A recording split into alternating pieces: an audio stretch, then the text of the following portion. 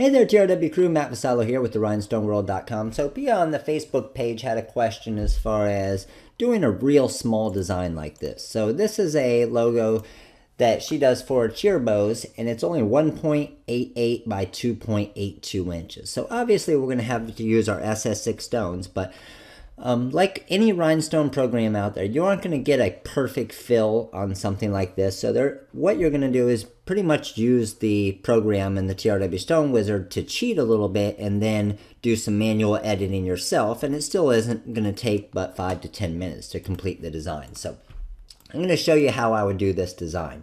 So I'm going to highlight here, and I'm going to make a copy of it because I want to see what it comes out like first. So I got my SS6. I'm going to do I'm not worried about the islands. I'm going to go to the inside, and let's do a fill line spacing of, say, 0.10. I'm going to do no contour and spacing at 0.02. Add stones, detect corners, island fill. So you can see what that's going to do there. So it looks like it's a little bit tight on those edges there. So that's no problem. Let's go back a little bit here. And let's set this to 0.11. And let's click on here, island fill. So let's see what our C is doing. Our C isn't looking too bad there either.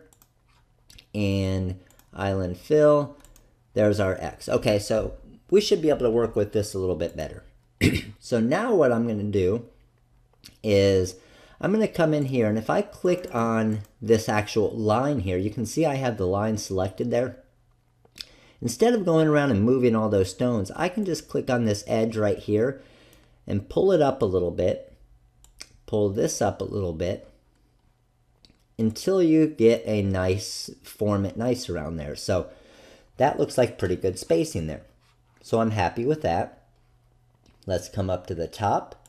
I'm going to pull this down a tiny bit, angle this down a tiny bit. Let's grab this node, pull it down a tiny bit. Now, this is something you're not going to be able to see a difference in the actual design, but we want to get our spacing nice on the stones.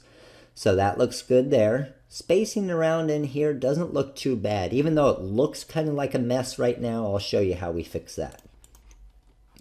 So this was the main part I wanted to fix off the start.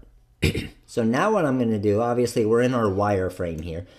I'm going to highlight this. I'm going to clear our pass. So that got all the pass out of the way.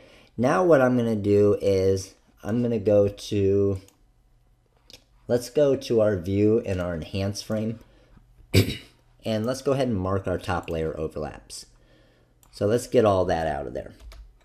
Now you can see where we're at here. So now what we want to do is we're just going to do a little bit of manual editing in here.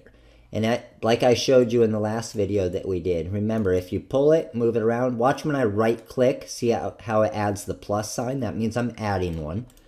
So that added that there. Let's come up here. I want to even out the spacing a little bit here.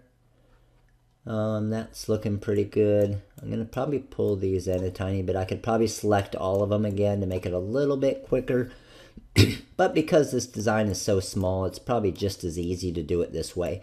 Obviously, there's a lot of tools in the wizard that are going to make something like this easier for you on a big design. But on a small design like this, where it has so little amount of stones, it's actually probably easier to do like I did. Get your cheat outline base of it and then work with it from there like we're doing here. So again, let's zoom in there, pull this around. Now I'm looking here and seeing what I can do. Let's say if I move that over to there, I decrease my spacing a tiny bit there and add one there. That looks pretty good.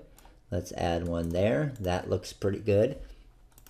And we are looking pretty good with the X part of the design there. Now what we need to do is work on our C over here. I can probably fit another one in there. That looks good. Now with the C and the way it comes down to an angle there, very hard to do in the Rhinestone programs to get it perfect. So what I'm going to do is find out which way it fits best to make it look like there's not really a lot of dead spots in it.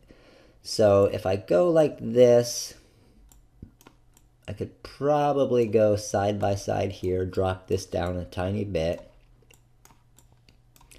And this is probably going to look the best for us. And let's zoom around here. Let's go split the differences there. That's looking good. And that's looking good there. That's looking good there. And right click. Good there. Good there.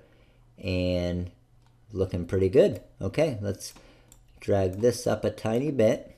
Fill in that space a little bit there. Fill in this space a tiny bit.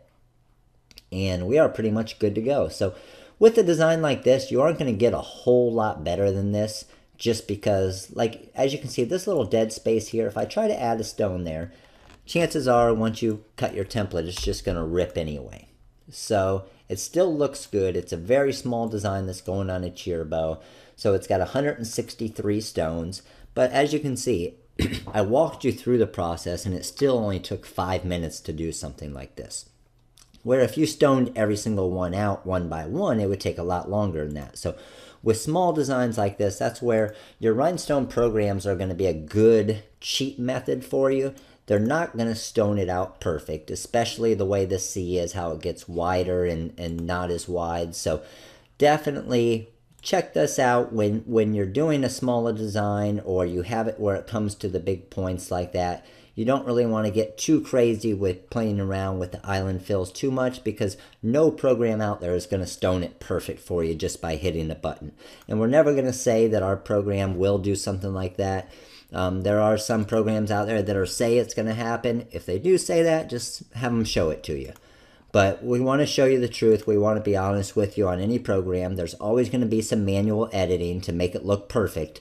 And this is a pretty easy way to do it here. So you just got to know your design. As you do more, you'll kind of see what works best for you. And there are times where you'll use all of our tools here with our select all between two and our fill between two, all of this stuff.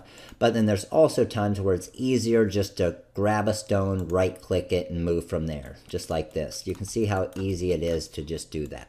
Okay, so hope this video helped you out. If you do have any questions, make sure to come check out our Facebook page. We have a lot of action on the Facebook page with questions of people. We give away discounts and coupon codes and free designs all the time. We always like to help out as much as we can to all of our customers, especially the owners of our TRW Stone Wizard that we have available on the website as well. So definitely go check that out. All the other stuff we have on the website, we have everything you need, the hotfix rhinestones, heat presses, heat transfer vinyls, over 4,000 designs. So anything you need, we got it for you. So come check us out. Hope this video helped you out with your designing process. If this video did help you out, make sure right below this video, click on that little like, thumbs up link, just so we know that these videos are helping you out. Comment below if you do have any questions on any of this. We like to get your feedback on these videos just to make sure that they're helping your business, helping you out with your design process. And it lets us know that, okay, these videos are really helping. Let's keep these videos going, keep these free tutorials for you all going to help build your business. So again, this is Matt with the rhinestoneworld.com, and you guys all have a great day.